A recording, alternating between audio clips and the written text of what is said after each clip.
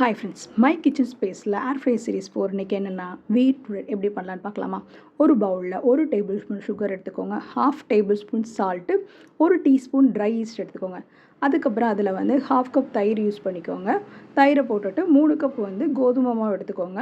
அதுக்கப்புறம் 1 table spoon key use பண்ணிக்கலாம்.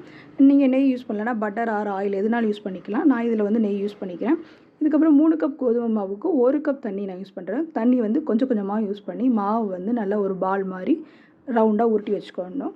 அதுக்கப்புறம் மாவு நல்லா உப்பி வர்றதுக்காக 1லேருந்து 1.5 மணி நேரம் நம்ம அந்த மாவை டிஸ்டர்ப் பண்ணக்கூடாது. அதுக்காக ஒரு விராப்பரை வச்சு விராப் பண்ணிவிட்டு அதுக்கு மேலே ஒரு டவல் இல்லைனா ஒரு துணியை வச்சு மூடி வச்சுக்கோங்க. 1.5 மணி நேரம் கழித்து பார்த்தோன்னா மாவு நல்லா உப்பி இருக்கும், டபுளாக இருக்கும். நம்ம வச்ச பாலை விட கொஞ்சம் டபுளாக அந்த மாதிரி தெரியும். அதுக்கப்புறம் என்ன பண்ணணும்னா செகண்ட் ரைஸ்க்காக 2வது நல்லா உப்புறதுக்காக என்ன பண்ணணும்னா ஏர் ஃப்ரையர் பவுலில் லைட்டாக ஆயில் அப்ளை பண்ணிவிட்டு மாவு நம்ம ப்ரெட்டோட ஷேப்புக்கு லைட்டாக வச்சுட்டு ஏர் ஃப்ரையரை ஆன் பண்ணாமல் ஒரு 30 மினிட்ஸ் வைக்கணும்.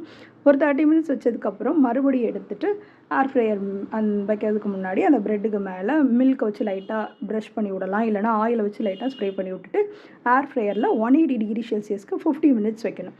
50 மினிட்ஸ் வச்சு எடுத்தால் ப்ரெட் ரெடியாக இருக்கும். எனக்கு கீழே கொஞ்சம் பேக் ஆகாமல் இருந்துச்சு. நான் மறுபடியும் ஒரு 180 டிகிரி செல்சியஸில் 10 மினிட்ஸ் வச்சு எடுத்தேன். எனக்கு கீழேயும் நல்லா பேக்காகி வந்துச்சு. வீட் ப்ரெட் நம்ம வெளியில் வாங்குகிற ப்ரெட் மாதிரி இருக்காது, ஆனால் ஹோம் பேக் அப்படிங்கிற ஒரு சாட்டிஸ்ஃபேக்ஷனோட சாப்பிட்லாம். Not bad. தேங்க்யூ.